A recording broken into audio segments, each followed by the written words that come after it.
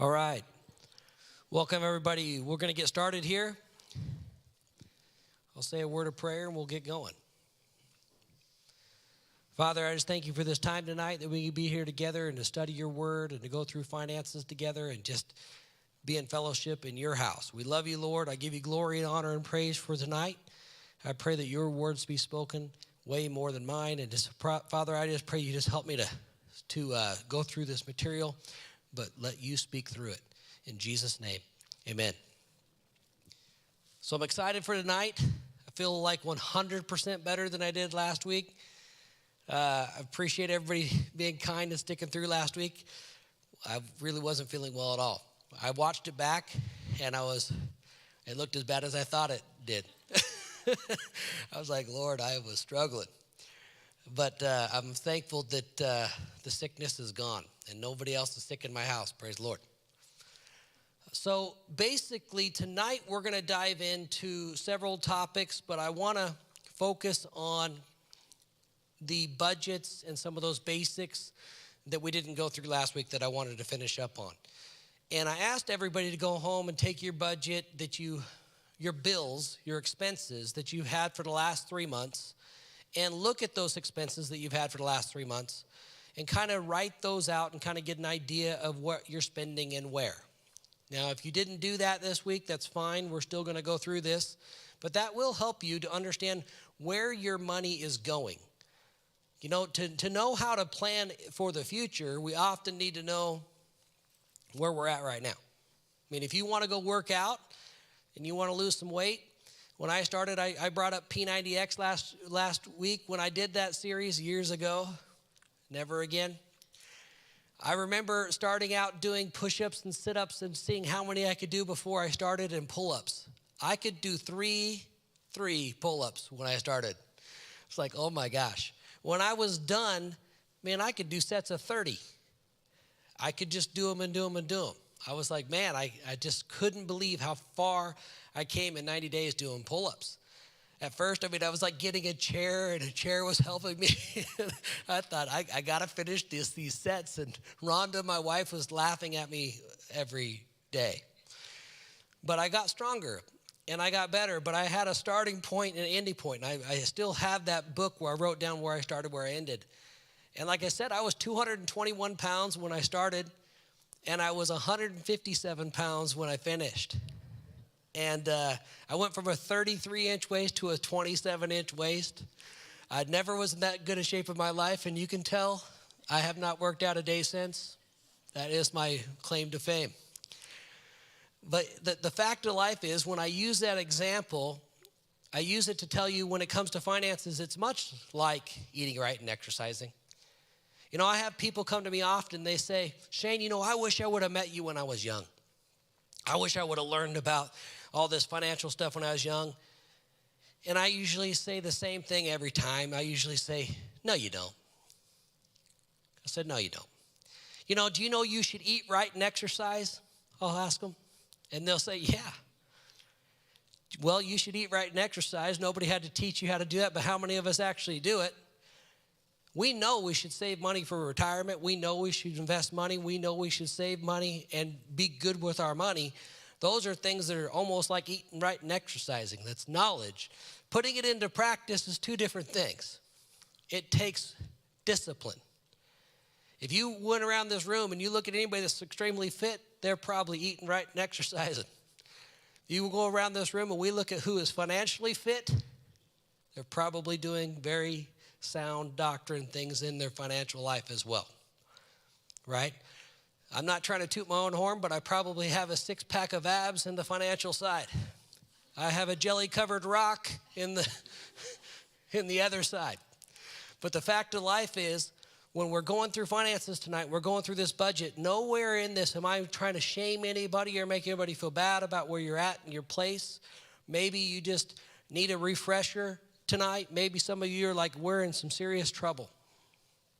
And that's okay. Whatever spectrum you're in, from I'm in trouble, I need some help, to I need a refresher, or I'd like to sharpen the saw.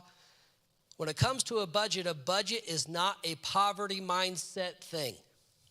A budget is just a tool used to keep you in boundaries and borders. And a budget is meant to give you financial freedom, not bondage. A budget is meant to be a guideline to help you achieve results, not keep you from having your dreams. Last week, Derek said Donnie wants a horse. If a horse is in your budget, you get a budget. If a horse is not in your budget, you don't. That's how budgets work. When you're put in a plan and a goal, you can achieve and get things because it's budgeted, it's a plan. So think of it that way. And if you need a relation in that physical, working out type mentality and finance, look at how they compare tonight, because that's what this is about. This is about getting physically strong in the financial world, really. Just you're strengthening that muscle, those habits. Okay? So Connor, let's go ahead and start out. So the first thing in financial basics is setting up an emergency fund. Now, an emergency fund, in the financial peace classes I always taught, Dave Ramsey taught to do a $500 to $1,000 initial emergency fund. Well, I think in the world today, $500 is just not going to get you very far. In fact, $1,000 is probably not going to get you very far. So it should be $1,000 to $2,000 minimum to start out your emergency fund now. And that would be just to get things started. Now, what that emergency fund does is it keeps you from going deeper and deeper and deeper into debt when something comes up out of the blue. Now, when something comes up out of the blue, that is not an emergency almost all the time. It's something we didn't plan for.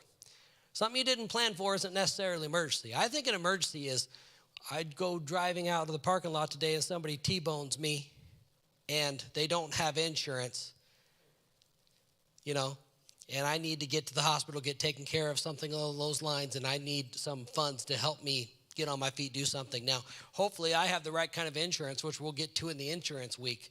But emergencies can come up. Maybe, the stove goes out or the heater goes out, water heater goes out, things like that happen.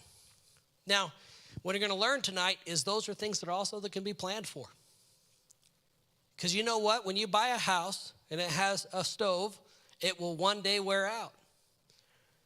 Well, if you have a car and it needs tires, they will one day wear out.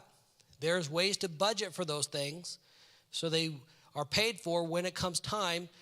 And those items we're going to talk tonight about are called a sinking fund. It's a savings account for things that are going to come in the future. But the way to first set this up is you need something to stop the bleeding. So people in this room, if you're in debt, or those of you that are online, if you're in debt, the fastest way to get out of debt is to start with an emergency fund before you begin to pay off and really go after your debt. Here's why. Because what happens is Murphy's Law. Something bad's going to happen. That emergency is going to happen. The second you start trying to pay off your debt, something bad's going to happen, and then you're going to have to turn and go back to use the credit cards or use the debt. And it's this terrible cycle because you have to first get some money saved up to say, listen, if something bad happens, we can pay for that bad thing really quickly. And that's what the $1,000 to $2,000 is all about. It's going to be able to cover that emergency, that doctor's visit, that fill in the blank. The next step is then to start attacking debt. And when you need to attack your debt, you need to know how and what your money's doing. And to know where your money is going, to be able to direct your money and be able to point your money to go to certain directions, that's where the budget comes into play. So I don't know where my money can go unless I tell it where to go. So just think of it this way. A budget is a roadmap in which you tell your money what to do. Dave Ramsey has a saying. He says, I'll paraphrase, I think he says it this way. Those that live without a budget, their money will tell them what to do, or the lack thereof. The lack of money will tell you exactly what to do. It can direct you instead of you direct it. So get back in the driver's seat. So let's talk about that. Having a realistic budget and sinking funds allows us to create a debt snowball effect where we can begin to point our money to pay down debt in a very strategic system. Now tonight I'm going to show a video in a little bit about Dave Ramsey, and I'm not going to show it quite yet, but when I asked Connor to show it, some of you are going to get angry at me because it's making fun of Dave Ramsey again. And I'm not doing that. I'm just picking out some things that he says is just flat out crazy. But when it comes to paying off debt, I've never seen any system better than the Dave Ramsey's debt snowball system. I think it's fantastic. And I'm going to explain what it is. A debt snowball system is simple. When you have a list of your debts, let's say if you have 5 credit cards, a car, a house, whatever it may be, Dave Ramsey's system would say take the smallest balance. Forget about interest rate, he would say. Take the smallest balance and point all of your extra dollars in your budget towards that item. When that item is paid off, you pile up all that money that you were paying to that and you pay it to the next item. And you do that and it creates this snowball effect that eventually the debt is gone. Now there's 2 reasons why this works. One is you're having success along the way, so you kind of get euphoria, a little euphoric, like, hey, we just paid off one of our credit cards. And it helps you attack the other debt because you have some success. Those of you that work out, those of you that have been in that scenario, if you worked out hard for a month and you had no results, you would get discouraged. Before you know it, you'd be like, I'm not doing that no more. You see my point? You have to see a little results along the way, and you're like, well, wow, that's working. I'm getting some results. And that's kind of that same mentality. So that snowball. Now, mathematics would tell you to take the highest interest rate debt and start with it. And some people in here, it would kill you to take the smallest balance if it was a 10% rate. When you have a 25% rate credit card, you're going to say, let's attack the 25%. Now, mathematically, you're right. But what if that credit card has a $10,000 balance? And it's going to take you several years or maybe long time, months or years to pay that card off. You may not have as much success because you don't get those results and see that euphoria that's needed. And that's why I think Dave Ramsey's snowball system, I agree with it. You should probably take the smallest amount of debt and attack it. We'll talk about that just in a minute as we go through the budget together. But when you look at paying down debt mathematically, if you have something that's close and you don't use some common sense here, I'm not so rigid in what I think that I would tell you to come in here and not pay off a higher interest rate. Excuse me. I'm not so rigid to think that you can't pay off a higher interest rate and be a smart person. If you have an account that's got an $800 balance, another one's a $1,000 balance, by all means, go after the higher interest rate or something. Use common sense. This is why this class is being put on. There's no one-size-fits-all advice. Not everybody should do the same thing all the time. And as you learn in this class, I want you to see over and over that you can mix and match different people's opinions and ideas to find success. But the reality of it is, the reason why so many in this room and so many of you people you'll know have had success in Dave Ramsey's system when it comes to paying off debt is because his advice works. And it's not an accident that that guy's got a radio show and sells a lot of books, and he makes a whole lot more money than me. So I can tell you he's got some good advice. Really good. But he's very rigid on his advice, and if you ever buck that advice or question it, you will see a different side of that guy, which I can show you video after video. Now, for me, I don't like that side of that equation of anybody. See, I like to be able to come to Wayne and have dialogue and conversation. If I came to Wayne about theology, I know he knows way more than me. I'm going to defer to him and trust in him. But he would never belittle me or make me feel less than because I may not understand or disagree with him. And there's a difference. I don't think we should belittle people or make somebody feel bad when we don't agree with their opinion. And tonight, if I ever do that to you, I'll apologize now. I don't want to do that. I don't want to speak over somebody. I don't want to put them down because that's the problem we have in finances. So many people think their way is the only way. And it's not just Dave Ramsey. If you watch Susie Orman and other people, they're very good at articulating what they believe in. And Robert Kiyosaki, there's other guys that you can watch. They are like rigid on what they believe and they don't differ. Robert Kiyosaki thinks you should leverage everything to the hilt, borrow everything, and just put yourself in debt all the time. And his mindset is really a passive income. Has anybody ever heard of the book Rich Dad, Poor Dad? Very popular book, a passive income book, a good book, and his strategies are good, but take almost an anti-Dave Ramsey mindset, almost the other side of the equation. Could it work? Has anybody ever heard of a guy named Doug Andrews? He wrote a book called Missed Fortune 101.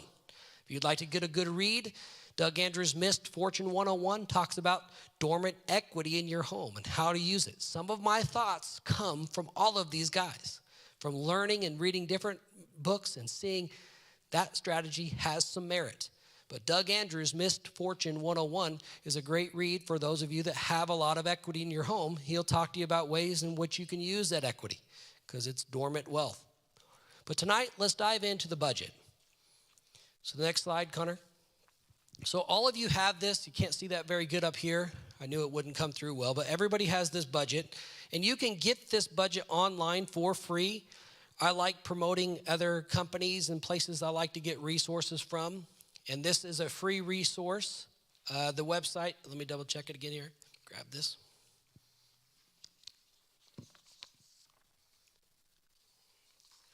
The website I got this from, where you can get this from, is myfrugalhome.com. And myfrugalhome.com has this editable, and it's on the form. It's an editable form where you can actually fill this out, and it's great. You can fill it in, and all the numbers change live.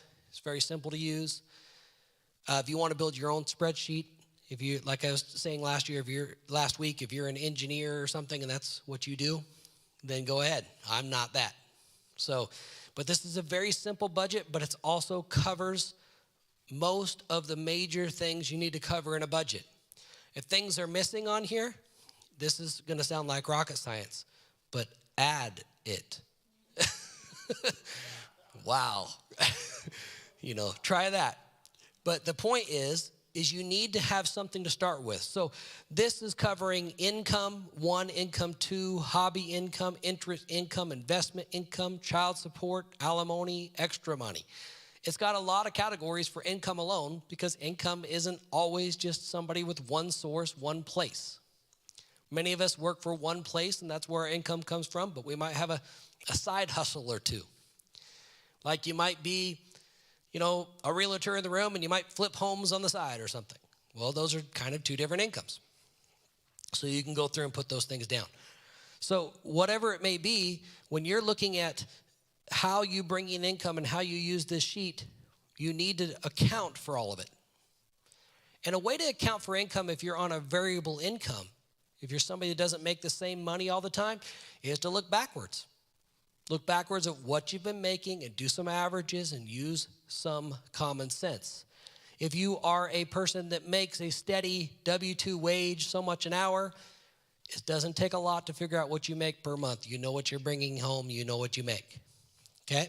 When it comes down to monthly expenses, some of our expenses are fixed. We know what they are every month. We can set a watch to them. We know when we pay them. We know when they're due. But other expenses are variable. They have changes. And you need to be able to account for those.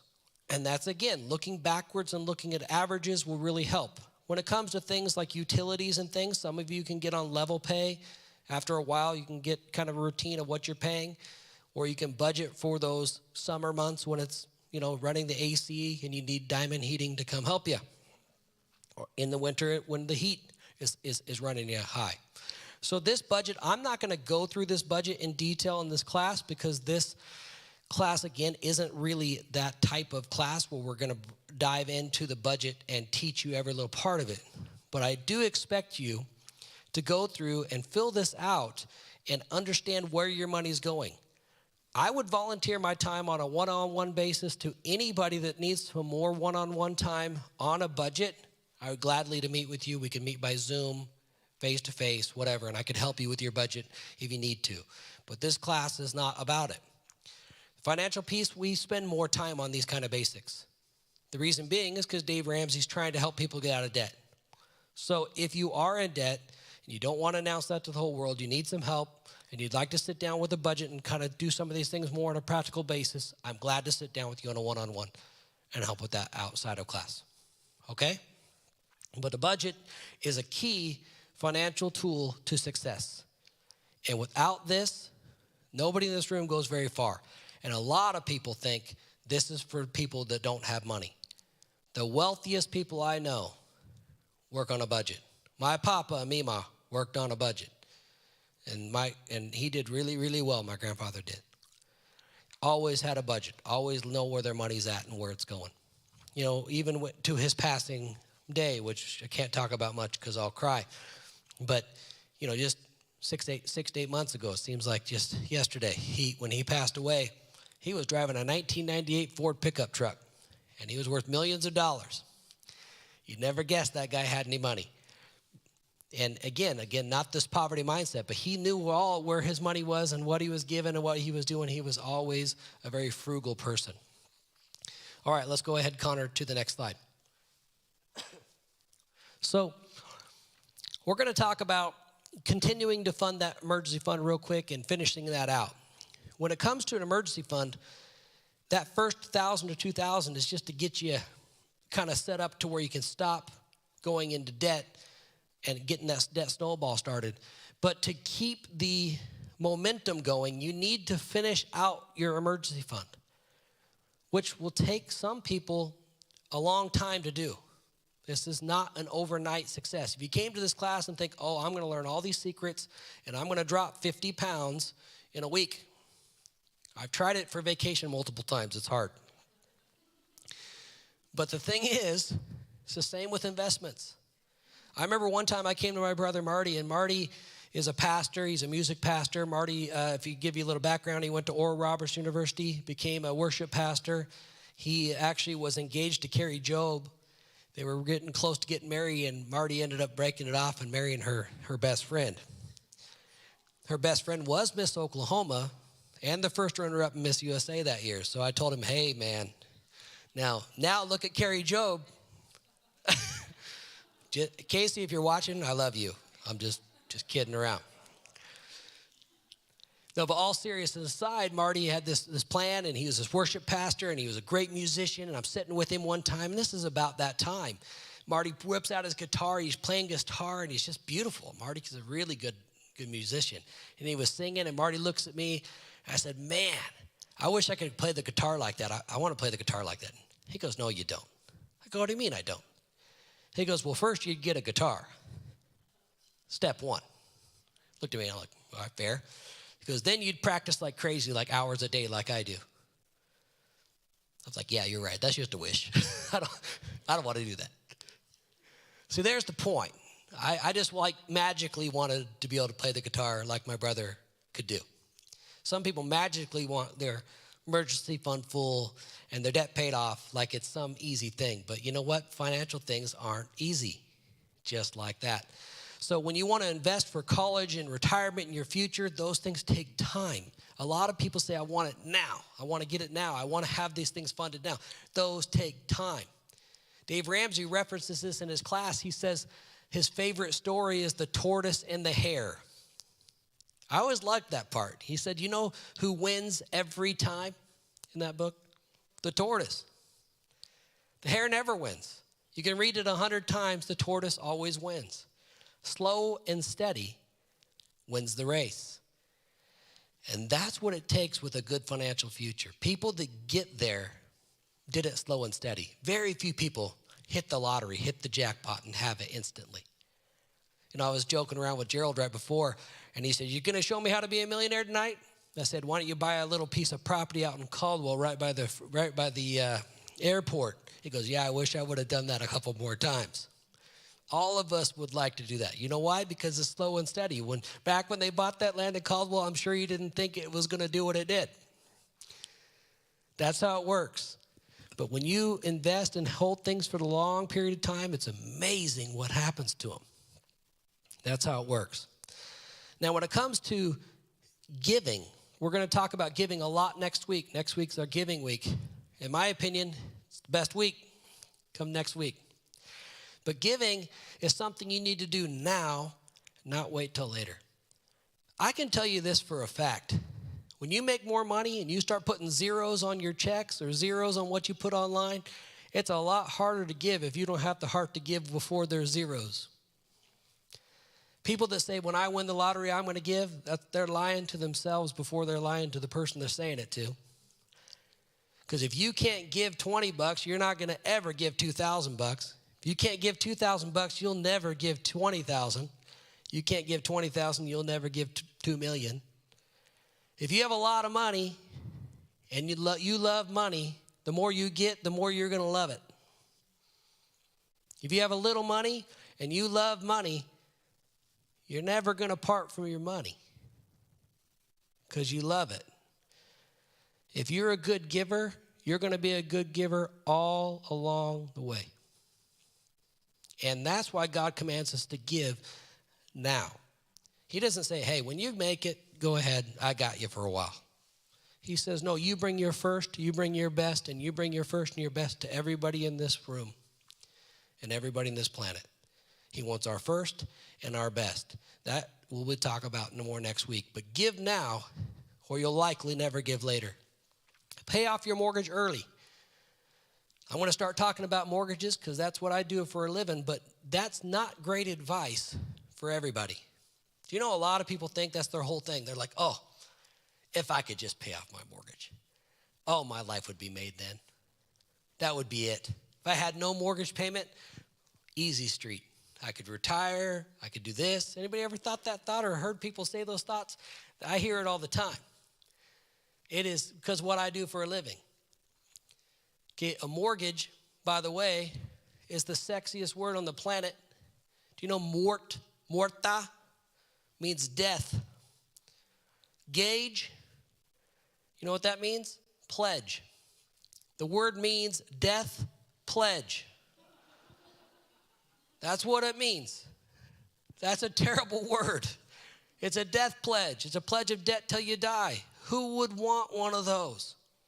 I can understand wanting to pay it off early, and I'm going to talk about that some tonight. There's nothing wrong with it, but not everybody should. It could be terrible advice for a lot of people. Some people would be better off to invest their money differently and save money and not put all their eggs in one basket. A house, do you guys know that houses can go up in value? Do you know they can go down? What are they doing right now? Going down nationally. Some markets are better than others, but they're going down because they went up sharply for a while. Now, when they go down, a lot of people freak out, but they're going to go back up again. That's what they do. They go up and they go down. I had a friend call me the last downturn. Do you guys remember 2007, the market did this? And then 2008, 9, 10, 11. But 2008, he calls me. My friend Kelly, he's a plumber. He goes, Shane, what am I going to do? My house has dropped like $200,000 in value. Nice house out in Middleton, Idaho. And I said, Kelly, did your garage fall off? He goes, no. I go, do you have the same bathrooms? He goes, yeah. He goes, your bedrooms are still intact? I said, you're fine, man. Can you afford the payment? Yeah. Who cares what it's worth? It's a place to live. One day it'll be worth more again. Just relax and keep paying your payments and you'll pay your house off one day. And I talked to him down. He goes, oh, man, you made me feel better. What if I told you you could never make money on a house? Would anybody in here believe me? How about if I said it this way? You can never make money on your primary residence. Would you believe me? Let me show you proof right now. Let's just talk about it before we go any further tonight. If you bought a house for $100,000 years and years ago, and now it's worth $1 million, guess what? You made $900,000 in your investment. But if you sell your house for $1 million, you know what you can buy? Your house. That's what you can get. After you pay a realtor, you can't even buy your own house back if you want to get technical. Am I lying? Apples to apples, your house will always buy your house. Now let's buy that same $100,000 house and it goes up and then it goes down and it goes down to $50,000. Well, if you paid cash for the house, you don't have a mortgage, don't have one of those death pledges, guess what? Even that $50,000 house will buy your house. Houses are relative. The reason why, let's make up a fake example. Let's say somebody sells their house in California and moves to Idaho, something crazy. And they decide to come here from this crazy place because they sold their house for $1 million. It was like a tear down. And they want to come buy your house for $500,000. See, that person gets to separate that money and make some money because they're selling an apple and buying an orange. They're not buying an apple for an apple. The reason why they're exiting their market in many cases is because if they sold their $1 million house, they can only buy their $1 million house in their same market. You will never make money apples to apples in the same market if you buy and sell in the same market. You understand? Now, if you are as blessed as a guy sitting right back here in this back row that sold a house one time in Meridian, Idaho, exited the market and rented for a while the market did this, do you remember that? I do, because I remember the deal. And then they bought out in Nampa, their home. That's our pastor. I'm not going to talk about all his private life because I'm going to save that for next week. But the point is, when that market dropped and he did it, he timed it just right because you can do stuff like that with houses that are different than renters can do. So yes, could you take money and time a market and come in and out? But that still wasn't the house making you money. That was ability to separate equity. And we're going to talk about equity a lot tonight. See, a renter can't separate equity. When we get to these kind of slides I'm going to go through, but a renter has no choice. When they rent a home, they're paying somebody else's equity. When they leave, they get to take nothing. That's good and bad, by the way. When the market does this, they don't have a bill. They don't have a debt to worry about, we'll talk about, right? But that renter is never going to be able to take that equity and go place it somewhere else, pay off debts, things like that. So I am not discouraging home ownership. I'm just telling you, when it comes to your primary residence, it's often never going to be something that's going to be to make you money. It's something to give you a place to live. And if you'll keep the house long enough, one day you'll have really cheap rent. You see? See, I bought a house when I was 19 years old with a little blonde that I married from Nampa Christian. And she's been married with me for 25 years. She is one saintly woman.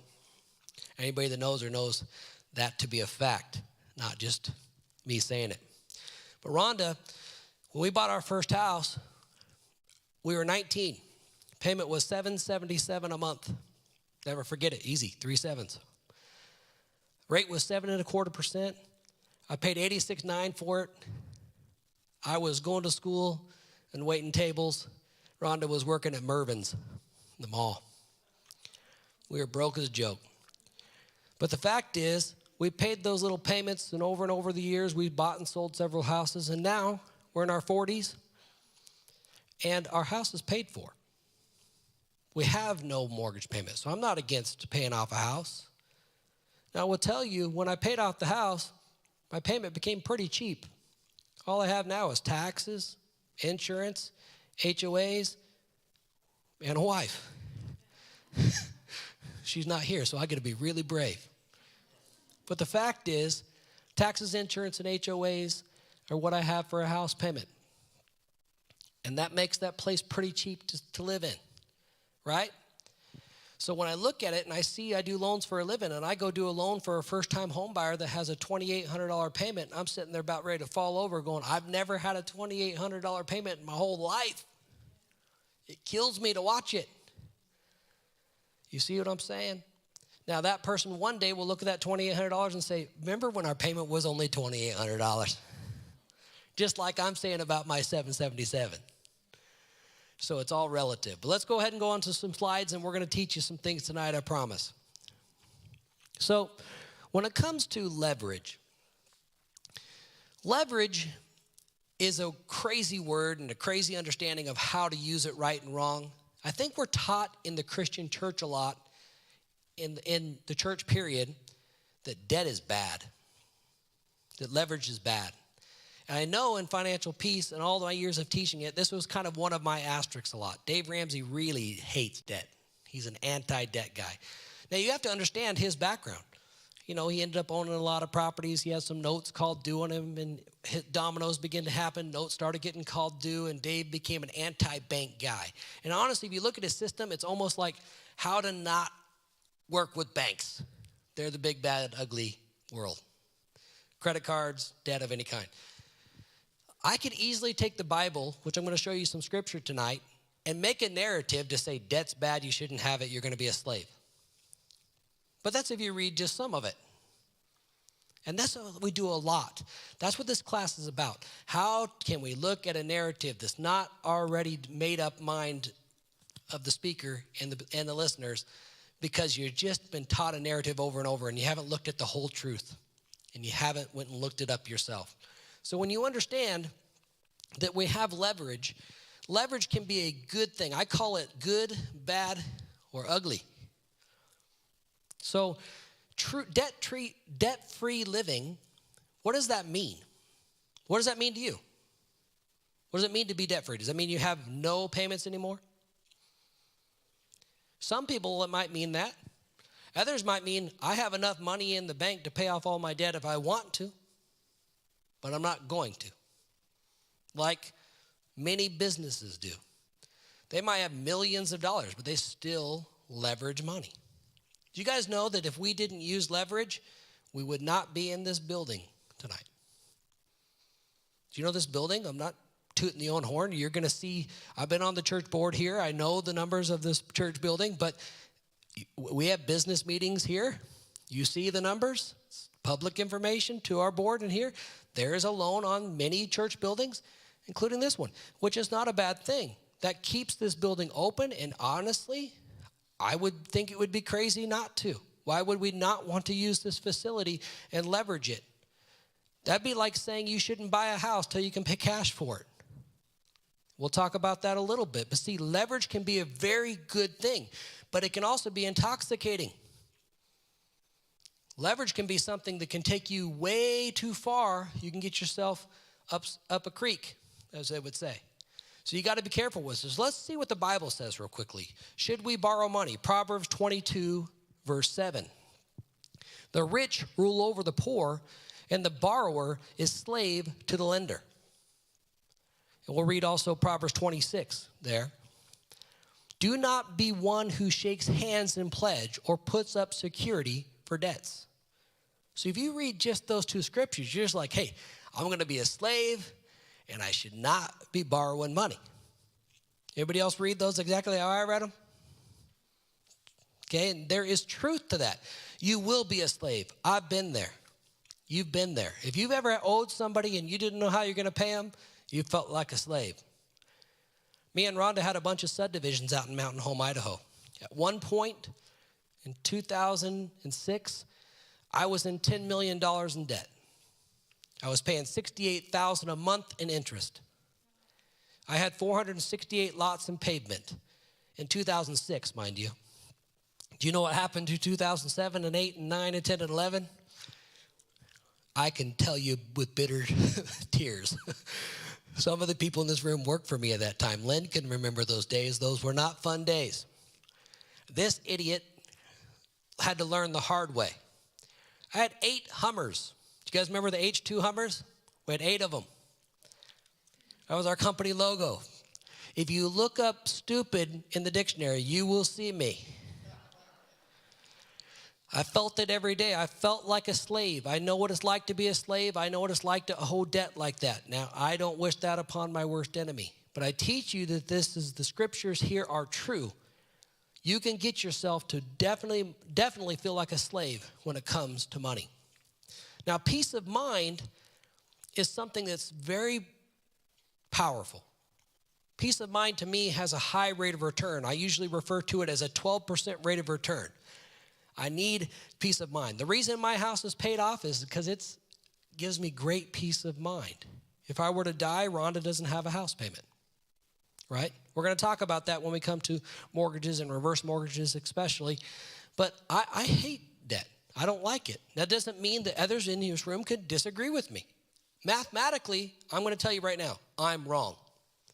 If I were to take the money that I paid for my house and invest it in the stock market and left it in the stock market all these years, I am hundreds of thousands of dollars in the wrong direction. I would have enough money to pay my house off more than twice, more than 2 times. Now, I would have had a house payment for all those years. I would have had a risk. I wouldn't have known what the stock market's going to do. I would have had times where I would have felt great, but like let's just say, let's make up another crazy example. Let's call it March of 2020. We'll call it Corvid for fun.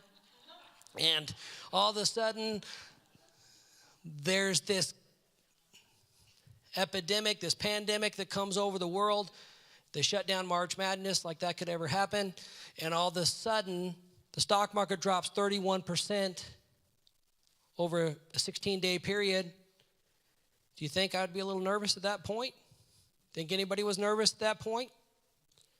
The stock market ended up being up in 2020, by the way, by the end of the year. You would have never convinced me or anybody in this room, but that would have been an up year, but it was. Then 2021 was even more up. And then 2022 happened. You know, something crazy, we could make up another story. Let's call it Russia invades Ukraine, something weird. All of a sudden, stock market goes down and begins to go down. These kind of things happen outside of our control, so peace of mind has a high rate of return to this guy. So to you, you might think differently. That's what I want you to get out of this class. I've had people literally come up to me when I've taught and said, oh, you're crazy to pay your house off. I'm okay with you thinking that because honestly, I can see their point of view a lot of times. But they don't have the same heart for peace of mind because that time when I had all those subdivisions, I don't get up here to try to brag or to tell my story. I use it for teaching. When we were in debt like that and we made those decisions to do those subdivisions, I remember looking at my grandfather and I said, Papa, do you realize on our last loan, I said, we're in $10 million in debt. I go, I just figured out the math. These payments are $68,000 a month. I go, what happens if we don't sell these lots? My grandpa did not miss a beat. He didn't even take a breath. He looked right at me and said, we'll lose everything we have.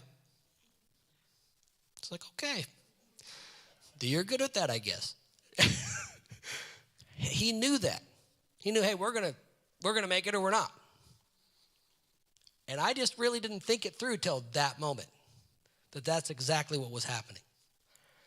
Now, down markets matter. They're huge. This last year was a down market in the stock and bond market. People that are retired right now are likely looking at the chance of spending down market money. That can really have a huge impact on your retirement. And we'll talk about that. What equity is all about? What is liquidity? And does it matter? On your notes tonight, we have some of those questions, some of those things. Equity, I like to reference equity. I'm going to come down here real quick. Grab this little visual aid I bring with me.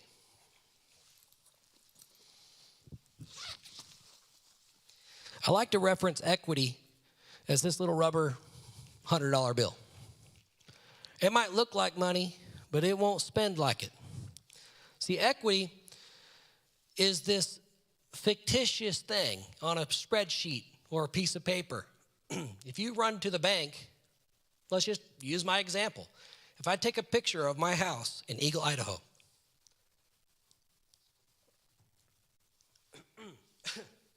and if I go down with Rhonda to buy groceries at Fred Meyer, and I say, I would like to buy groceries today, and we're going to pay with equity.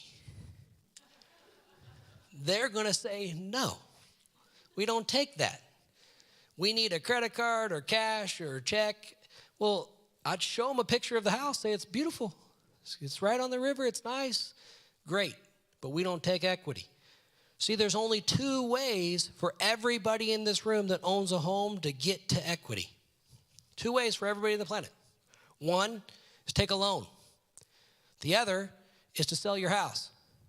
Here's the amazing thing that happens. Every time I've sold a house, somebody else wanted to move in. It's strange, I know, but that's how it works. They want to come in your house, and you'd be like, well, what are you doing? Well, that gave you money, I want in. That's how it works. Now, when you take a loan, it increases your payments and you have more debt. Now, you know, depending on the interest rates, it might not take your payment up, but often it does. On top of that, you have more debt. I don't like those options very well, but that's what it takes to extract this stuff, to turn it into cash. So when it comes down to getting liquidity, I like this little slide. What is liquidity? Next slide, Connor. It's when you review your retirement funds, then you wet your pants and you cry. That's liquidity. Liquidity is a loaded word, but in all reality, it is what it takes to make this stuff into cash.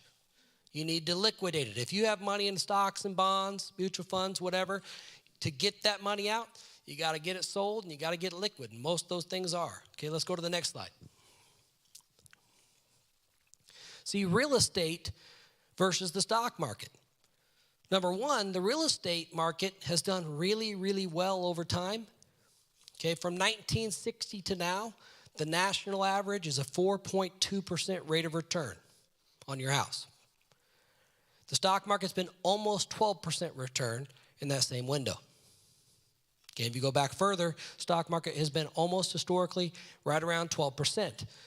All the way back through the crash, through all of the times of the history of good and bad. That's why Dave Ramsey uses 12% in his teachings. And I've seen him defend it vehemently. The problem with that teaching is it takes risk to be in equities, to be in stock. And when you're 65 years old, you're probably not loaded in a bunch of stock and stock only. Even though it might make 12%, it might lose 30. So the kind of math that we can, I call it funny math. I can show you great illustrations. You guys remember last week, the rule of 72 and taking the penny versus taking the $1,000,000? Well, have you ever seen those illustrations where they take an 18-year-old and give him $2,000 and say you're going to have $1,000,000 when you retire? The Dave Ramsey type illustrations. The problem is they have that same kid making 12% when he's 65 and 70 and all that. That's not realistic because you're not going to take that kind of risk at those ages. Now, when he was 18 years old, sure. I believe you could use illustrations of 12%. It's historically accurate. But when you understand historical returns, we look at large numbers, it takes risk. Real estate is much less risky than stocks and bonds. The volatility is much less. Also, it's tangible. You walk up to this building, you can touch it. It's real. It's there. It's solid. You could rent it. There's things you can do with it. Now, I can tell you the stock market over time gives people a better return, but how many of you, when you buy Apple stock, feel like you really own a piece of Apple? I'm going to walk in there and tell them a piece of my mind today. This iPhone you sold me is, whatever. We don't. I mean, we're disconnected from it. We don't feel the tangible side of the stock market. Many of us, it's just so hard to wrap our mind around what we're even putting our money in. Anybody feel that way? I feel that way, and I've been licensed to sell stocks and bonds and mutual funds and all that. And I still feel that way. It's like this crazy world. But stocks are liquid. Real estate generally is not. Anybody in this room that's ever bought or sold a home or owned a home understands it's an illiquid asset, and it's subject to market risk. In other words, it goes up, it goes down, but you can't get money out of it very easily. Both can be leveraged. Do you know you can borrow money against a house? You know you can borrow money against stock. They call that margin. And you can do it pretty easily. Okay, when it comes down to taxes, both are taxed, and there's different ways in which they're taxed. And I always like to refer to theirs as the IRS, and we'll talk about that a little bit. But what does the Bible say about paying taxes? Let's look at Mark 12, 13 through 17.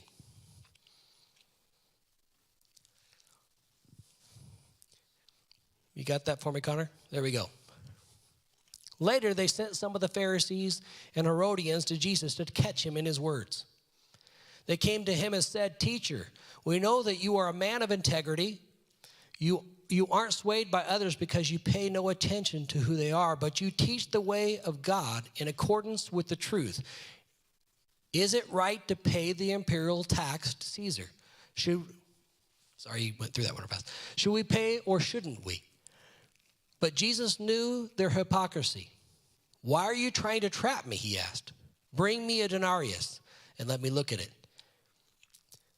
They brought the coin, and he asked them, "Whose image is on this and whose inscription?" "Caesar's," they replied.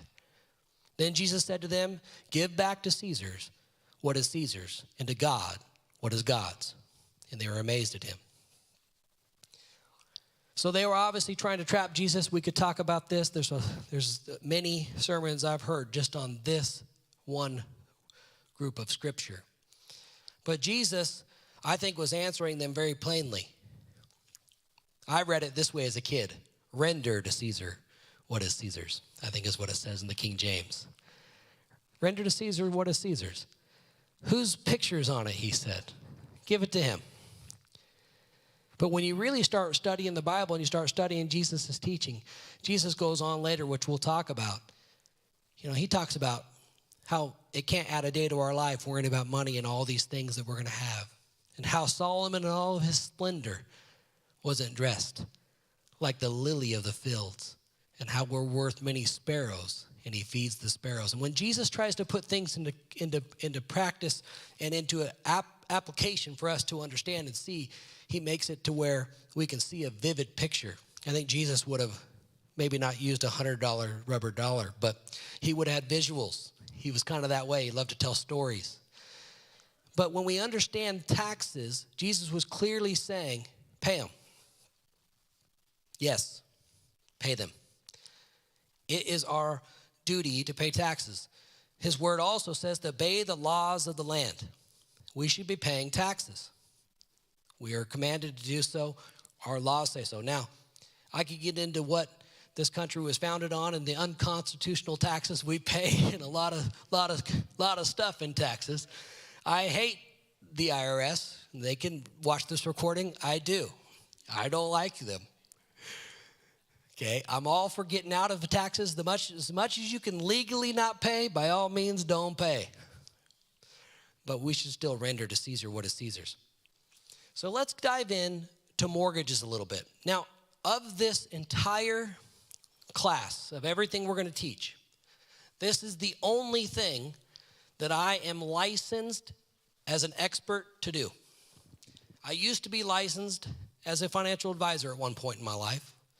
I used to sell insurance and stocks and bonds, all that. These other speakers that are coming other weeks, I used to do that when I was young. That's what I went to school to do. But I took off in the loan realm. I've had a real estate broker license. I've sold about $170 million as a realtor. And I've done thousands of loans. But the only thing that I'm licensed, that I'm passionate about, that I do, is mortgages. My exact title is I am the National Reverse Mortgage Director for C2 Financial. C2 Financial is the largest mortgage company, largest mortgage broker in the United States. And I run their reverse division. There's a few of my people that work with me here tonight. There's some streaming in. I love the company. I love what we're about and helping others. But the fact is, I am an expert when I talk to you about these next things. When I bring up other speakers from the other weeks, they are going to be experts in their fields. We have an attorney coming 1 week. We have a couple different financial advisors. We have different experts coming up in this class. And those people, when they come up, that's what they do for a living. The reason why we set the class up this way is I didn't think it was good in all those years, again, of teaching a class taught by a person who was not an expert in those fields. He was giving advice. Even though it was good advice, general advice, it wasn't expert advice. And some of his advice wasn't right. And his advice on mortgages made me cringe every time I had to watch week 5. I'd be like, oh, I have to show this video this week. My wife would be like, just don't show it. Because I'd go home all night long and rant. Because he would say the craziest things. He would say things like, you shouldn't buy a house unless you do a 15-year mortgage and put at least 10% down. And you shouldn't buy a house unless it's 25% of your take-home income. If you followed that prescription, most everybody in this room would not be a homeowner ever. He teaches people those type of teachings. Is that wrong? Not necessarily. But I'm going to show you, before I take one more slide, we're going to show a video by the man himself, Dave Ramsey. I want you to watch this video, and we're going to talk about it as we go through the last little bit of the class. Go ahead and show that, Connor.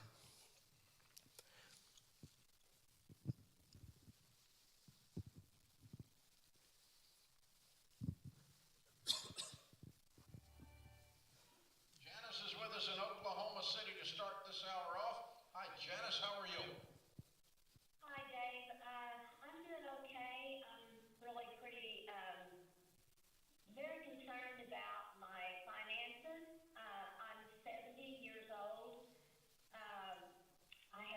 retirement. My husband and I, neither one have a retirement. We are not in agreement about what we should do with the cash that we do have. We have $25,000 cash, no CDs, nothing. That's it. The question is, we owe $27,000 on our home, and the value of the home is about $250,000. We have $11,000 debt on a car. My husband wants to take the money that we have and pay off the car, and then he says apply the $350 a month car payment towards paying off the house.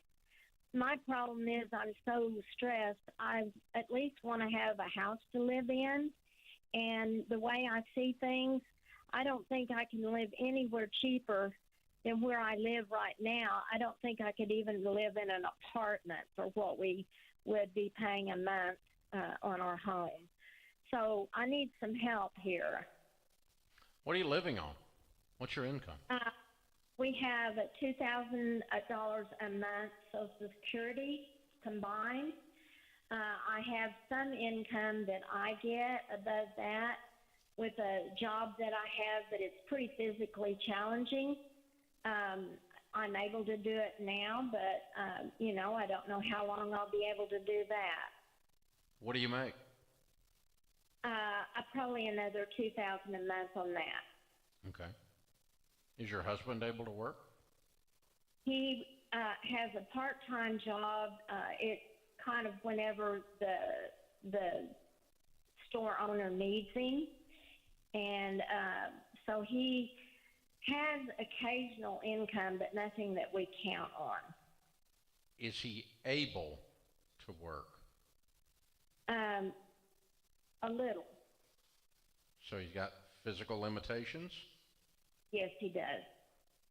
Okay. Got health problems? Yes. Okay. And that's part of, our situation. Yeah. We've had large medical bills, and we've also made some real bad cash investments.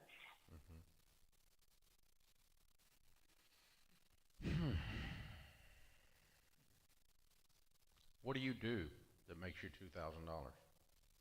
I clean homes. It is physically demanding. Okay. It's good money, but it's physically demanding.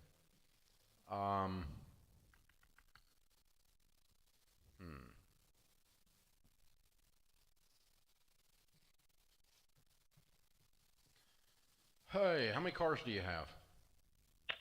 We have a paid-off, old, very dependable pickup, and then we have the one car that we have the outstanding debt on. We also have an old Roadster that's probably, I would say, about a $10,000 value on it.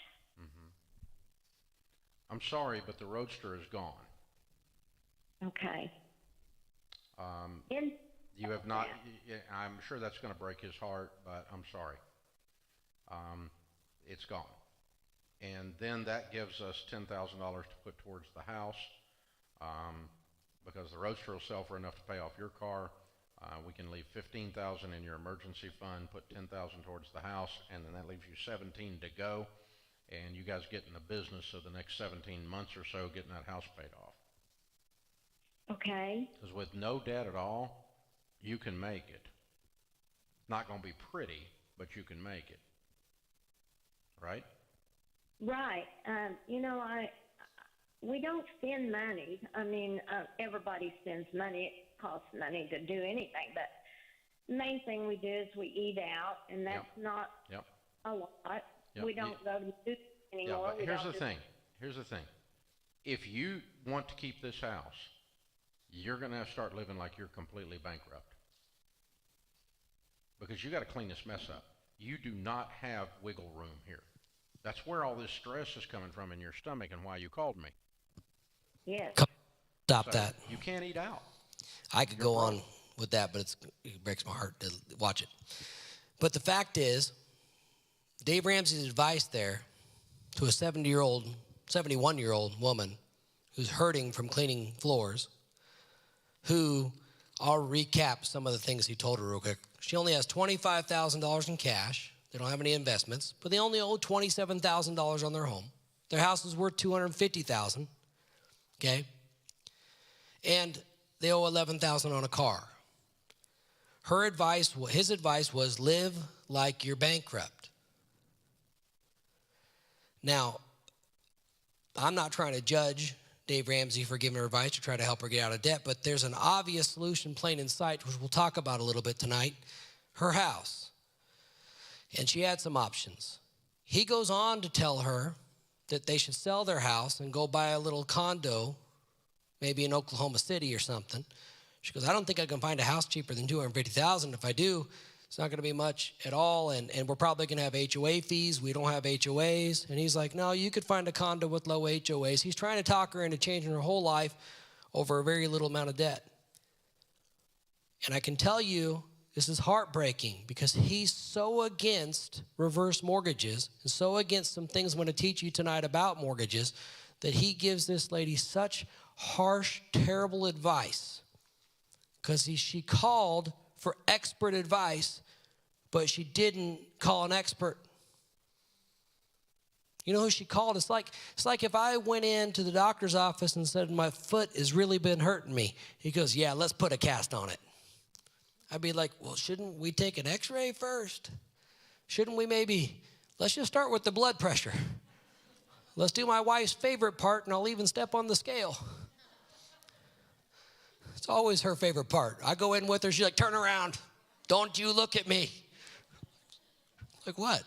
It's like it's the secret of all secrets. One of these days, we're making a pact. You're going to tell me. I've been holding her for years, trying to walk towards the scale. She about kills me. But the point is, you go to the doctor's office, I want to see an expert.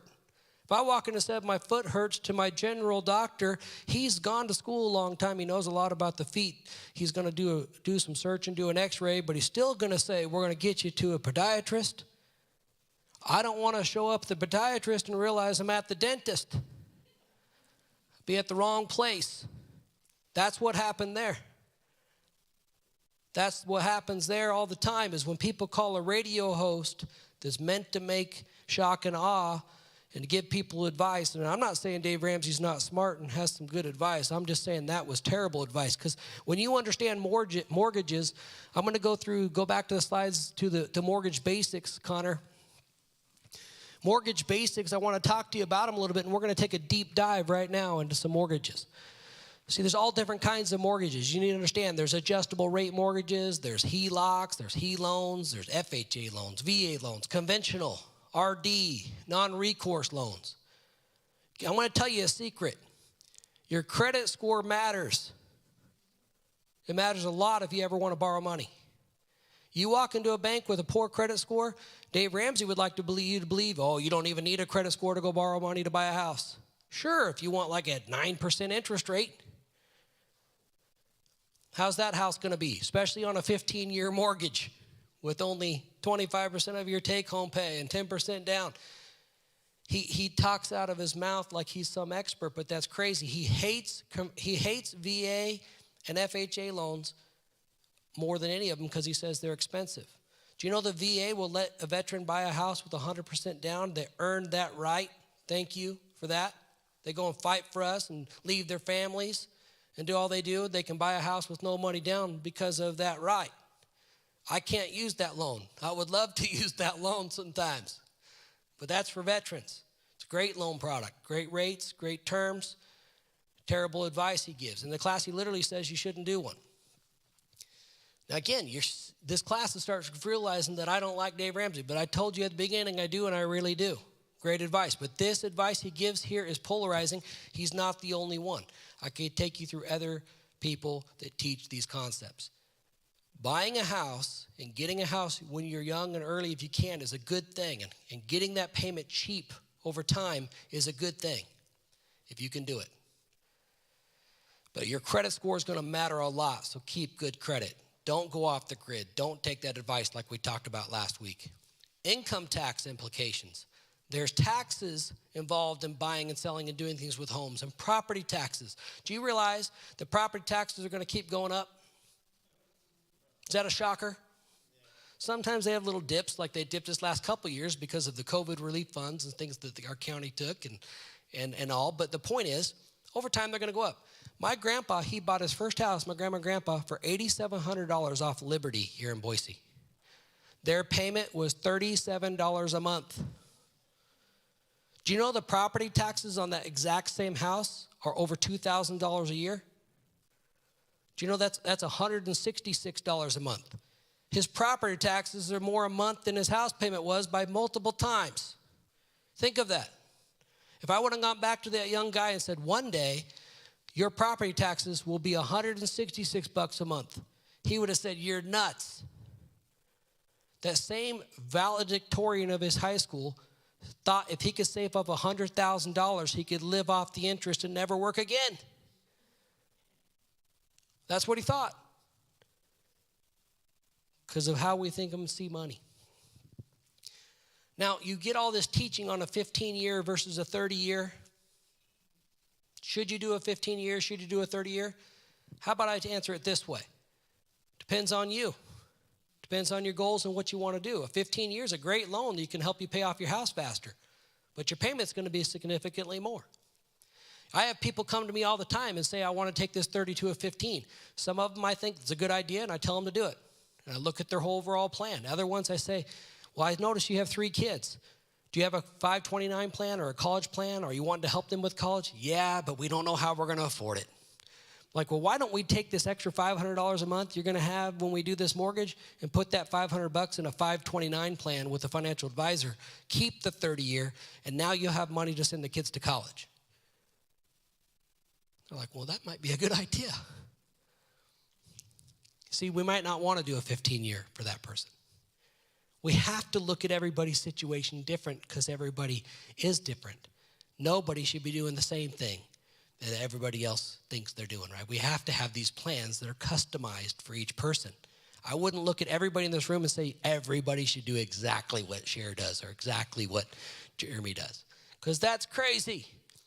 Advice should be given based on needs. You know, I said this last time in the class, but I'm 44 years old. I have a 23-year-old son and a 21-year-old daughter. If we went and sat down with an advisor over our finances, he would not give us all the same advice. My doctor wouldn't either. Lots of things would be different because we're at different stages of life. We have different goals. The advice should be different. So that's what we need to understand. Some people are in this conundrum all the time. Should I rent? Should I buy? Right now, it's been a very difficult time to buy. The housing market has been nuts. Imagine, though, you would have taken Dave Ramsey's advice, saved up 10% down, waiting to get there, and you started saving in, let's say, 2017, and then you were all the way ready in 2021 or 2022. The housing market had already almost doubled while you were sitting there saving your down payment. There's a lot of mistakes made by people getting things out of order because they're trying to take the advice from the non-expert. There's lots of people that got in, limped into houses in 2015, 16, 17 with very little down that are very thankful they bought houses. And they end up refinancing, getting 3% rates, and they're sitting in a house with a great payment right now that they maybe never be able to sell that house, but they got a place to live. Because if they sell it, you know what their house buys? Their house. Right? So the point is, when we see how this works, we can't give advice to everyone and say, do it this way. I say that over and over. Now, renting is a great thing for some people. Some people are transient, they work a lot, they move a lot, they do things maybe shouldn't buy. If you're in the military and you're stationed, let's say, in Mountain Home, Idaho for 3 years, it's kind of a little risk to buy. All of a sudden, 3 years from now, they pick you up and move you. Where's the market going to be in 3 years? Some of those guys, they think that way. Other guys take the risk and maybe end up having another rental or something. But there's all different paths and ways. So when it comes to renting versus buying, you need to sit down with an expert. And you need to look at your situation and see if it's worth it. Some of you have. Some of you have said, look, you need to just keep renting right now. Others I've helped get homes. There's no one answer. Now, I've never met anybody that says, I never want to buy. It's like the American dream. We all want to buy at some point. But it does take sacrifice. And buying is always going to be, not always, shouldn't use those words, is often, almost always, going to be more expensive than renting. People think, oh, rent is going up so high, I need to buy. Well, buying is likely higher. Because where the interest rates are, rent is generally just below what it costs to buy. So understand that. Now, when it comes to mortgages, has anybody ever had a 30-year fixed mortgage? Let's look at this next. Let's just play a little game, participation. Keep your hand up if you've ever had a 30-year fixed mortgage. Keep it up. If you've had more than one, keep it up. If you've had more than two, keep it up. More than 3, 4, 5, 6. So here we go. We got people up to 6. Do you know that they put all the interest in the front of that loan every time you did one of those? Do you know they charged you fees every time you closed one? Do you know why every bank and credit union offers that product? Because it makes a lot of money for the bank. All the interest is tucked right up in here. And the average person will not keep that loan very long. Statistically, 4-point-something years now. I don't have the exact numbers anymore because the refi boom knocked it off. But it's about 4 years is your statistical average on that loan. When I got into the business, it was about 7 years. But all these refi booms that keep happening keep shortening that cycle. But the average person's not going to keep that loan very long, and they're going to churn these loans over and over. That's where banks make their money. And that loan, I never have to give classes on. Nobody ever comes to me and says, I'm shocked that a 30-year fixed mortgage has all the interest tucked in the front. That was news I never heard today. I've never had anybody say that. Also, that's why Dave Ramsey and people teach get the 15-year, because you're going to get to that bell curve and you're going to begin to pay this loan back faster. Which again, if you can do it, is a great idea. This $100,000 mortgage, as you can see, will pay down slowly at a 5% rate over time. The next slide is a reverse mortgage. People often ask me, what is a reverse mortgage? A reverse mortgage is exactly opposite of a forward mortgage. If I loaned somebody $100,000, it would slowly go up over time. So let's just make this easy. If I loaned you $100,000 at a 5% interest rate, usually when I'm giving this class, I give it to realtors, and I have to use 6% because realtors can do 6% of any number like that. I can give them 3% or 6%, and they can tell me the answer. But if I give them 5%, they're like, I don't. But all kidding and joking aside, I'm a realtor as well. So 5% of that is $5,000. So if I had a $100,000 loan and I loaned Jeremy $100,000 and I said, pay me back with 5% interest, at the end of next year, he would owe me $105,000. He owes me $105. That interest then would stack on top of that loan. And next year, the interest would be charged on the 105 and go up again. Thus, the loan would grow over time. I don't know why the 100,000 got cut off there, but it did. But the point is it would go up slowly over time. Now, it would grow slowly at the beginning and grow faster later. So about 15 years in, that mortgage would really start to get clipping. Interest upon interest upon interest upon interest. Now, I'm going to talk a little bit about this loan and how it's a line of credit and things as well. Before I do, I just want to reference that is how the loan works, but it doesn't mean it has to work that way. A reverse mortgage can be paid every month just like a regular mortgage. You get a statement, it's just not a bill. On a forward mortgage, you get a bill. You don't get a statement. On a regular forward mortgage, on a 30-year fixed mortgage, if you don't pay your payment, you know what they're going to do? They're going to take your house. They're going to foreclose. And they're going to come after you for any money that the house can't cover of the debt. So let's use an example. This is called a recourse loan or a promissory note. So all of you that raised your hand, you signed a promissory note when you took your 30-year fixed mortgage. When you bought your house, what was a starter home this last year in Boise? $450? Something along those lines? Now it's $350 or $375, something along those lines. It's gone down some. But the point is, let's say I sold somebody a house last year for $450, and now that same house is $400. Well, they still owe me $450 if I loaned them all the money. They paid it down just little. If I have to foreclose that home and come after that mortgage, guess what happens? I sell the house at auction for whatever I can get after attorney fees and everything, and then I turn to that person's promissory note and I come after them for everything else, the difference. So if they owe me 50 grand, 60 grand, I can come and take anything else they have to get my money. That's how mortgages work. That's how debt works. That's not how a reverse mortgage works. See, I used to think you take a reverse mortgage, you're going to lose your house. When Papa came to me in 2008 and said, I want to put a reverse mortgage on my house, I said, you're going to lose your house. You're going to borrow like 30 grand and then you're going to die. They're going to take your house. And that's what I thought. Now, I went to school at Oral Roberts. He sent me there and he paid for it. I actually had my licenses to sell stocks and bonds and mutual funds when I was 21 years old. I have a real estate broker license and a mortgage lending license, broker license, both.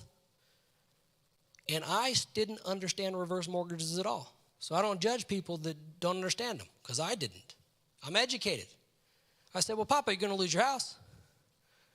He said, I don't think that's how they work. I said, I'm pretty sure that's how they work. And I made him nervous enough that he didn't even do the loan. This was 2008. His house was already doing this.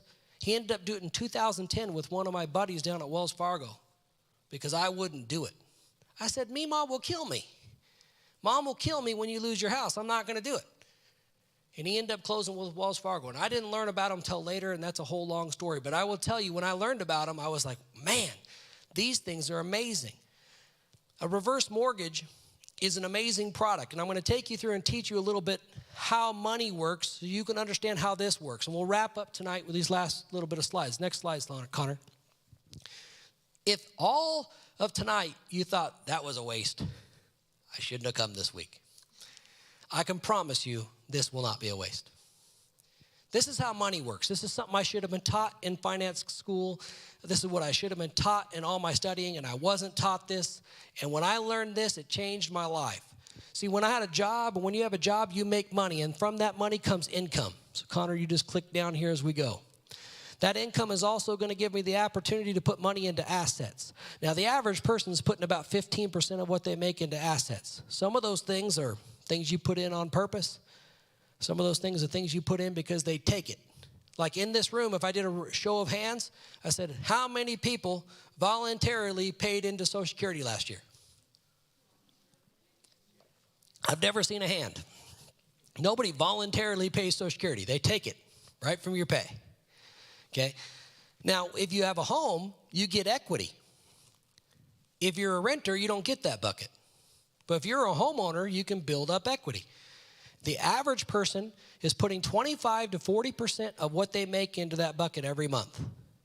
There's a reason why that bucket is precious to people. And when I talk about it to people, they're always like, man, do you know what it costs me, Shane, to pay that off or pay that down?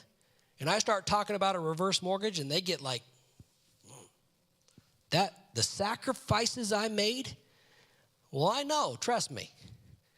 But 25 to 40% of what they make, you know what? They wrote a check every month. They felt the transaction. They knew it happened. The national average is 29.1% debt-to-income ratio for housing. In Idaho, it's higher because our housing market is so high compared to our incomes. But when you see this bucket of money, it's not an optional payment. Those 30-year fixed mortgage hands, did you have the option not to pay? No, you didn't pay. You didn't have a house. You had to pay. Now understand that when we bring in income, it gives us things to live on. We call that food. I've never met a person that doesn't need it. We need food and gas and our living expenses. We need those things to live. And that bucket allows us to live. Our assets are things like Social Security and pensions and 401ks and IRAs, savings accounts, brokerage accounts. All of these accounts are accounts that we save money into throughout our life. Now, that bucket of money is not always for retirement. Sometimes it's for college or buying a car, but I'm going to focus on retirement for a minute. When we're saving money for retirement, we're putting money away to one day spend it, right? We intend to spend it. That's what the point of the money is. We don't often think of the house on those same terms, even though we might be saving more money in our house than anywhere else. Now, the house, when you turn 62, the government has given us a program called a reverse mortgage. So if you click the next slide there, Connor, it'll come up. Well, actually, thank you, Connor. That's my fault. This bucket of money right here, when I spend money out of it, there's a reason why I have to spend money out of it. Because often I have no choice. Do you know when you have an IRA or a 401k, there's a thing called an RMD, a required minimum distribution. It used to be when you turned 70 and a half, you could spend the money out of that account, but they'd make you start spending it. Now it moved to 72 last year with the Secures Act. And now the Secures Act 2.0, which I like to call the Not So Secures Act, changed it to age 73. So at age 73, you have to start taking money out of your IRAs and 401ks. Why do you think the government would make us do that? Taxes. I always say it this way, because some of the money is yours and some of the money is theirs. And theirs always spells the exact same thing, right? The IRS, THEIRS, that's theirs. They're going to get theirs, they're going to take theirs, and that's why you got to spend money. Even your checking account, your savings account, if it's an interest-bearing account, you pay taxes on that 1099 at the end of the year. You get a 1099 for your 0.03% interest or whatever you got last year. At least ICCU gives suckers and Doc biscuits and stuff. But you're going to pay taxes on brokerage accounts and anything you touch. But this account is taxed, but this account is not. See, this account is tax-free. When you borrow money from a house, forward mortgage, reverse mortgage, doesn't matter. When you extract money from a house, it's called a loan. Do you know a loan is not taxable? So if I go to the bank and I get a home equity line out of my house and I extract this stuff and turn it into cash, it's not a taxable event. I can spend that money out of my house. It's tax-free. Now, there's a cost to touch that money, but we're going to talk about that. Age allows me to get to a loan program called a FHA, HECM, Home Equity Conversion Mortgage, better known as a reverse mortgage. When I turn 62, or if you're married to somebody that's 62, so if you're younger than 62, go to silversingles.com, find yourself a spouse, and you can qualify. But at 62 years of age, you're able to borrow the money from your house, and the payments become optional. They are voluntary. Whatever word you want to use there, interchange it. You don't have to force the payments back. So if you want to spend money, keyword, from your house, you don't have to put it back necessarily if you don't want to. Doesn't mean you can't, because that would be voluntary. Now, understand that when you spend money and you understand how money works, one day the job is going to go away. And your income is going to go away because you're going to start getting income from right here. Do you know that I have people come to me and they say things like this? I hope I die before I run out of money.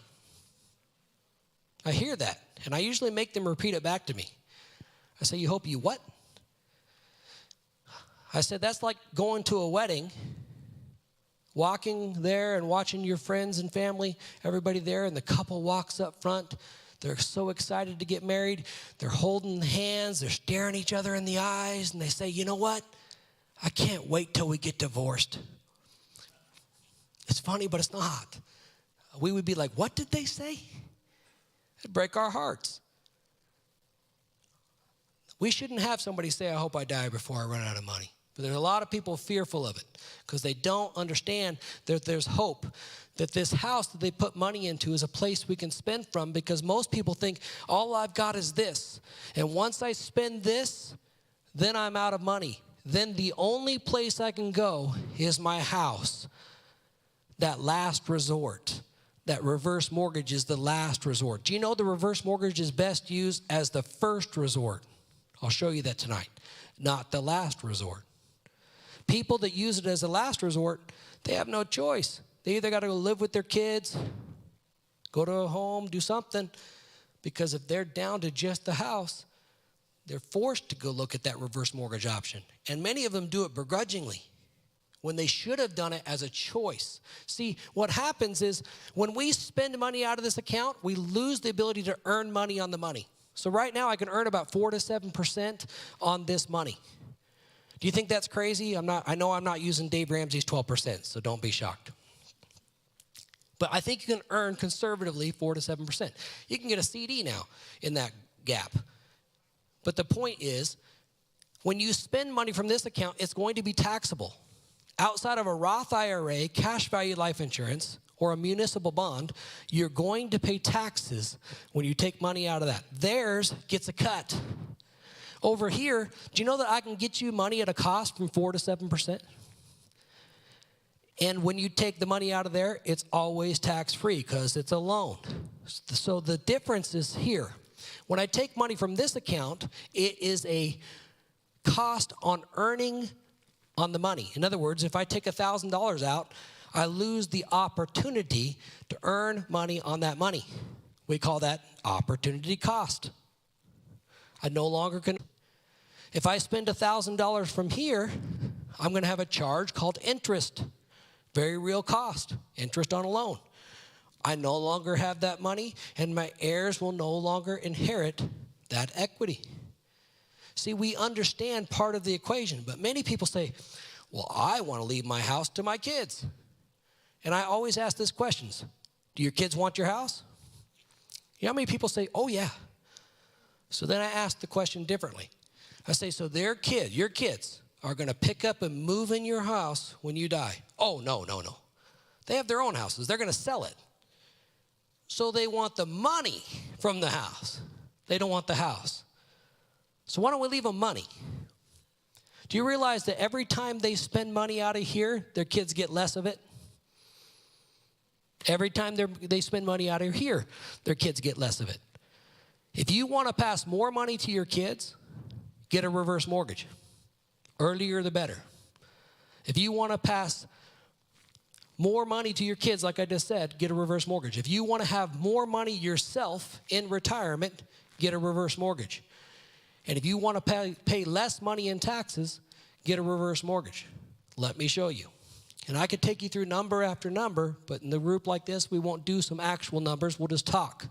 See, if I have somebody here that comes to me and said, I saved $100,000 in my IRA and I plan to retire and spend it, I've never had anybody get upset about it. In other words, I've had people come to me and say, oh, my grandma, she had one of those terrible reverse mortgages. I'm never doing one. I'm like, what was so terrible? Well, they took her equity. They took it. And when she died, we hardly got any money out of that house, so I'm never going to do one of those. And I would say, well, did grandma have an IRA or a 401k? Well, sure. I bet you grandma saved money in that IRA all her life. And I bet you money when she retired, she had the gall to spend it. I bet she even bought groceries. She might have even traveled. She might even bought you a gift or two. And when she died, you hardly got any money out of that 401k, so you should never do one of those. See, we understand how this money works. We understand that when people spend money from here, they have less of it. We just don't understand the house well enough. See, it's cheaper to spend money from here than it is from here. Statistically speaking, we're going to be able to spend money cheaper here than here. First of all, there's no taxes. Second, the cost to get to that money is cheaper than what we can earn on the money over here. Now, I told you I don't want to talk out of both sides of my mouth. My house is paid for on my 62nd birthday, which is 17 years, 1 month, and 16 days from now. I am getting a reverse mortgage. In my family, our 62nd birthday present is a reverse mortgage. My mom has one. Both moms, mother and father-in-law as well. My grandparents have one, and every person that I can ever come in contact will have one. And if you don't, honestly, I'll tell you right to your face, you are nuts. You're wrong. And I'll show you mathematically. You will be wrong 100% of the time, not even 1% of the time right. And I'll show you. But not everything is math, like I said earlier, isn't I? Some of it's peace of mind. Some things doesn't take math. And there's no way you can overcome peace of mind. For me, I get my cake and eat it too. I get peace of mind and the math. See, when I turned 62, I have saved, me and Rhonda live in Eagle, Idaho on the river. I got over $1 million tapped up in this bucket right now.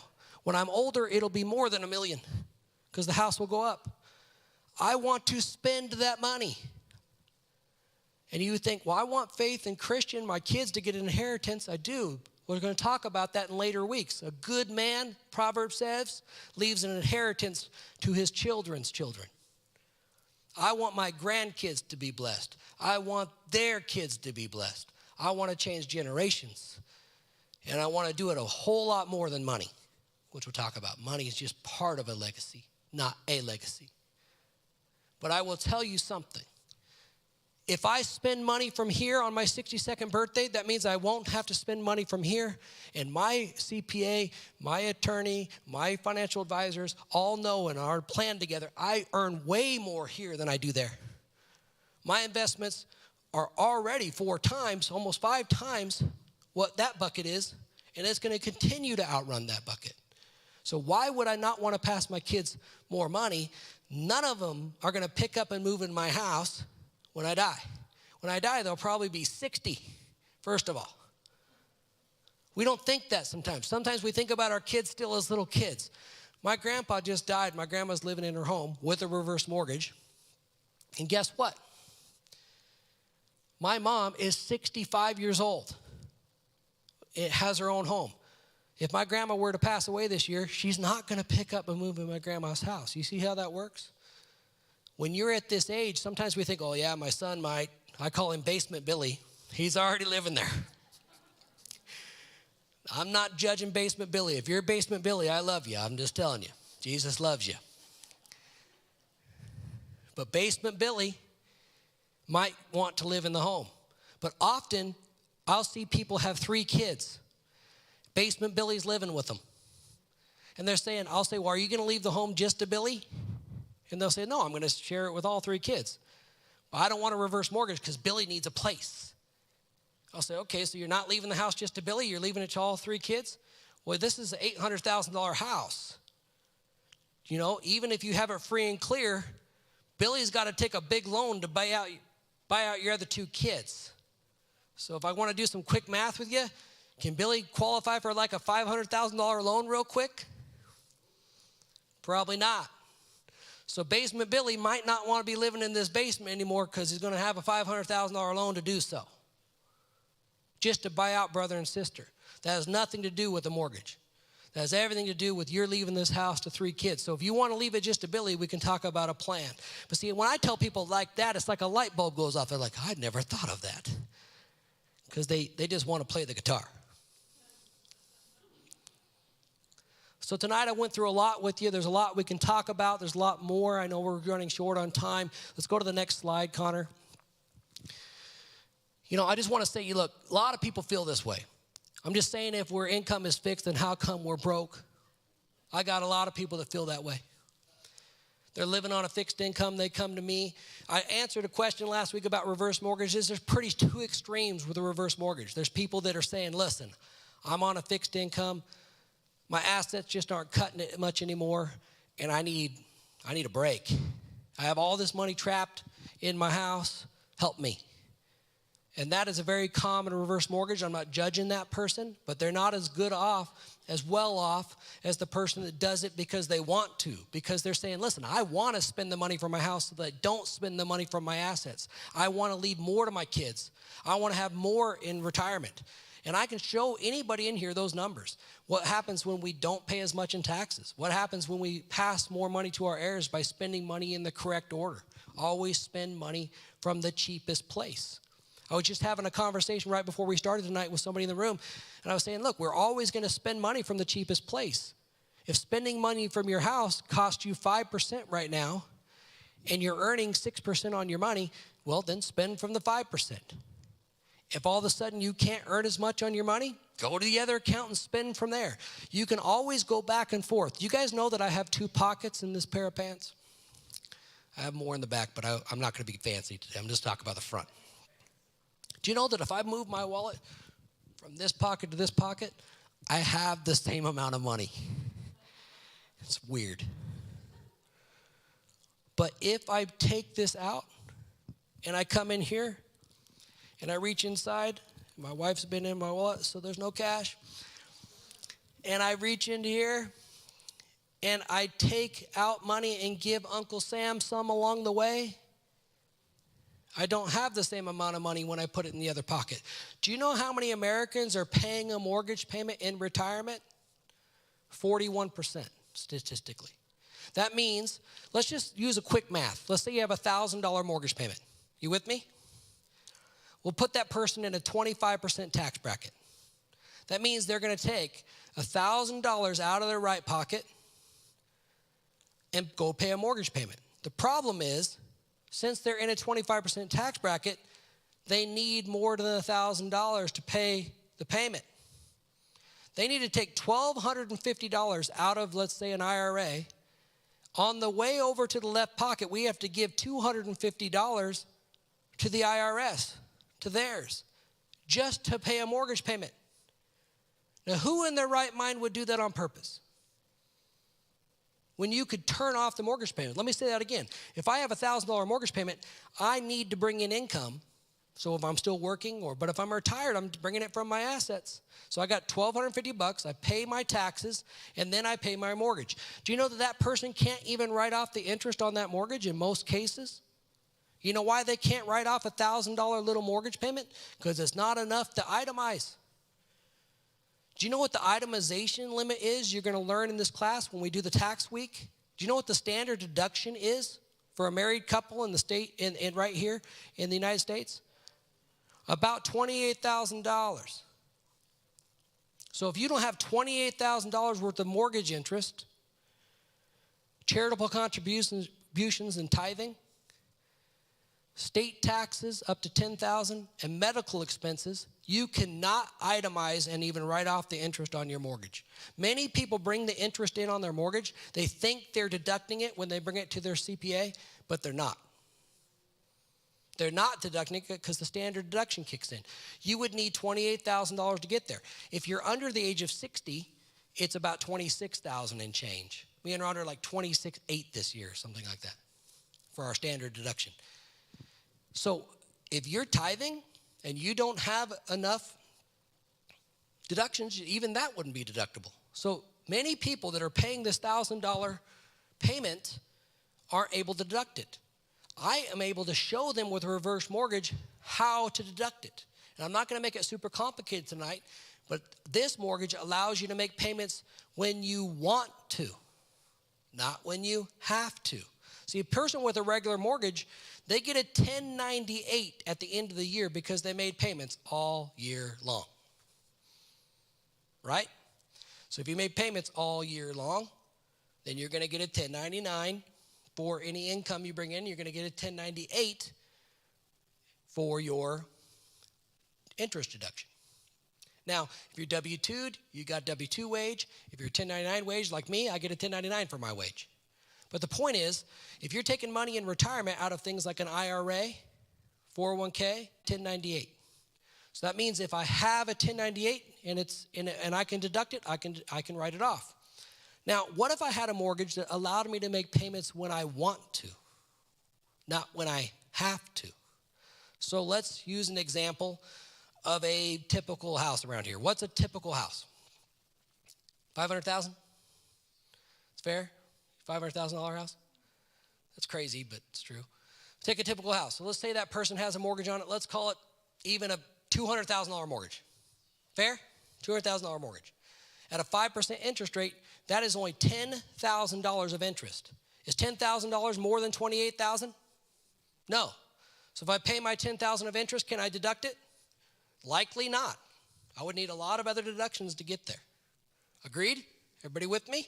Didn't lose anybody? But what if I chose not to make the mortgage payment this year? And I said, you know what? I'm not going to pay a payment this year. And I push it to next year. Next year, I have $10,000 for 1 year and just over $10,000 for the next year. Now that's $20,000. Is $20,000 more than $28,000? No. But what if I said, you know what? I'll give it 1 more year. And now I got over $30,000 of interest. Maybe about $33,000 because it's stacked on itself. Let's say there's $33,000 of interest. I'm going to ask you a trick question. Is that more than $28,000? It is. Now, what if I wanted to pay that $33,000 and I had, let's say, $33,000 in an IRA? If I had $33,000 sitting in my IRA and I decided to pay that mortgage payment, I'm going to take $33,000 now out of my right pocket, out of my assets. If I take $33,000 out, the IRS is going to get a chunk of that. Depending on my tax bracket, it might be like 10 grand of it. Agreed? But if I take $33,000 out and I get a 1099 and I put it in my left pocket with a reverse mortgage, do you know that I can pay that $33,000 down on that mortgage? Now I receive a 1098. When I receive that 1098, that is a tax write-off that offsets my income. What I did is I actually moved $33,000 from this pocket to this pocket, and I received more equity. If I die, my kids will get more equity. We agree? They'll get less cash, more equity. So it wasn't a shell game. I didn't trick anybody. But the IRS didn't make 1 cent on that transaction. In this transaction, the IRS didn't get their cut because I got a tax write-off to offset it. Now that $33,000 is sitting in this account. The best thing about a reverse mortgage is I can have the money back anytime I want because it's a loan and I can borrow my money back out and spend my equity tax-free anytime I want. But this starts sounding almost too good to be true. Because if I leave my $33,000 in my home, FHA will credit me interest on that $33,000 and allow me to touch it later if I want to. And if the interest rate in this case is 5%, they're not only going to let me have my money back if I want, but they'll let me have it back plus interest. Now, when I teach people this and I show this to them, they're like, well, that sounds too good to be true. And I've always been taught that if something is too good to be true, then it must be. Anybody ever hear that? Well, I always say it this way. It's not too good to be true. It's just too good to be free. There's expenses to set the loan up, but they're way worth it. Let's wrap this up. We're going to say a word of prayer. I appreciate it went a little long tonight. This really is a $10 trillion question. So we can go to the next slide real quickly, wrap up these last slides. It's a $10 trillion question because there's over $10 trillion. There's $10.8 trillion to be exact in seniors' home equity in the United States of America right now. That's people over the age of 62 in the United States of America only. There's $10.8 trillion trapped in this stuff. It's the number one bucket of money. It's more than all their stocks, bonds, mutual funds, cash accounts, all that combined. Why? Because they were forced to put a lot of money in that account because they needed a place to live. And it is where the United States wealth is in our home. Do you know that every day 10,000 people turn 62? We call them the baby boomers. Every day in the United States, 10,000 people are turning 62. I appreciate your time today. I'm going to stay after some questions. We have a couple of my staff here if you have any questions as well. I don't do this class to give business. I want to tell you that. I mean it. I do this class to educate. And the rest of these weeks, you have a couple more weeks where you're going to hear from me on the giving, and a couple times that we're going to have different speakers coming, and those speakers are going to speak. And I would love you to bless them and use these guys if you find good guys you want to work with. But By no means am I trying to say, hey, everybody should come do business with me. I want to educate you and know the truth. There's another good guy that I know here that does reverse mortgage. Where's Stephen? And he does them as well. He just come work for our company today, I think, right? 2 days ago. Came from another company. But the point is, there's lots of good people that can help in this industry. This is a product that people should learn about. People need to learn the truth about mortgages as a whole. And I hope you learned something tonight differently than when you came in. Father, I thank you for this night. I'm thankful that it's over because I'm about ready to lose my voice. And I'm thankful, Lord, that you're a good God, that you care for us, that you love us, that your plans for us are to give us a hope and a future and to prosper us. And I pray, Lord, that as we go tonight, that you just help us, Father God, to really search your word and go look it up and to see what you have to say about investing, about giving, about even borrowing money, Lord. And to do things, Father God, to glorify and grow your kingdom. And I thank you again for this opportunity, and I pray you bless every person in this room, bless their finances, help them, Father God, to commit their finances to you, because, Lord, with you and only you will we have success. In Jesus' name we pray these things. Amen.